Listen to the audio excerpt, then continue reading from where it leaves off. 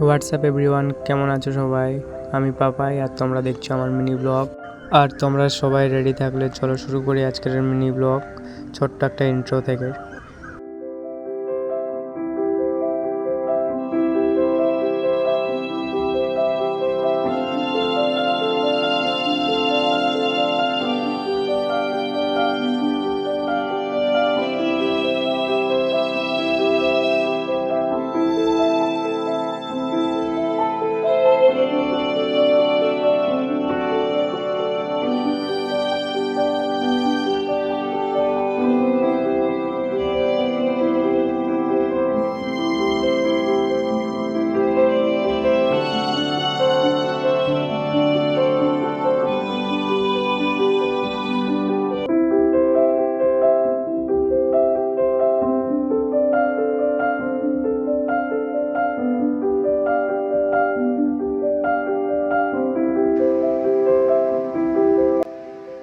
তো চলো ইন্ট্রো দেখে নিলে সবাই, এবারে তোমাদেরকে কিছু কথা শেয়ার করি বা মিনি ব্লগটা শুরু করি।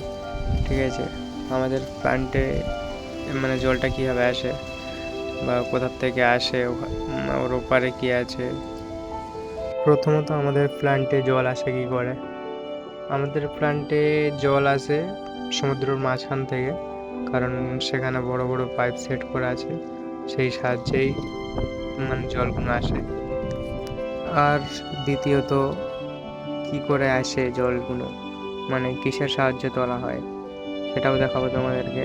কারণ এখানে হচ্ছে কি অনেক বড় বড় মোটর লাগানো আছে, যেটা হচ্ছে কি তুমি কল্পনাও করতে পারবে না, মানে তোমার ধারণার বাইরে সেরকমই মোটর লাগানো আছে। প্রথমে আমাদের ইনটেকটা দেখি, ঠিক আছে? ইনটেক মানে হচ্ছে কি যেখানে আমাদের সমুদ্র থেকে জলটা এসে স্টোর হয়, সেটাই হচ্ছে আমাদের বলে ইনটেক। সেখানে গিয়ে দেখাচ্ছি তোমাদেরকে। তো এইটা আমাদের ইনটেক, দেখতে পাচ্ছ কিছুটা এরকমই দেখতে। সব কিছু জল এসে এখানেই স্টোর হয় সমুদ্র থেকে। আর কিছু কিছু মাছও চলে আসে এর ভিতরে, কখনো 10 কেজি, কখনো 12 কেজি, কখনো 7 কেজি, যেরকমই আসে। আর এটা যেটা তোমরা এই সামনে দেখতে পাচ্ছ, এটা কিন্তু এখানেও মোটর লাগানো আছে, কিন্তু এই যে থাকতে দেখতে পাচ্ছ, এটা হচ্ছে কি বেল্ট আর কি, বেল্ট টাইপের। ওর সাহায্যে হচ্ছে কি যেসব মাছ টাছ মরে থাকে বা নোংরা আবর্জনা আসে, ওই এর সাহায্যে তুলে দেওয়া হয় উপরে। আর যে কথা বলেছিলাম তোমাদেরকে মোটরের কথা, ঠিক আছে, মোটরটাও দেখাচ্ছি তোমাদেরকে। এই সে আমাদের মোটর, ঠিক আছে? তুমি হয়তো আগে কখনো দেখোনি এরকমই মোটর বা এরকমই বড় সাইজের মোটর, ফার্স্ট টাইম দেখছো বা অনেকেই দেখেছো যারা প্ল্যান্টে কাজ করে। আর চলো এখানেই শেষ করছি আমাদের ব্লগ। আর একটা লাইক করে দেবে যদি ভালো লাগে, ঠিক আছে?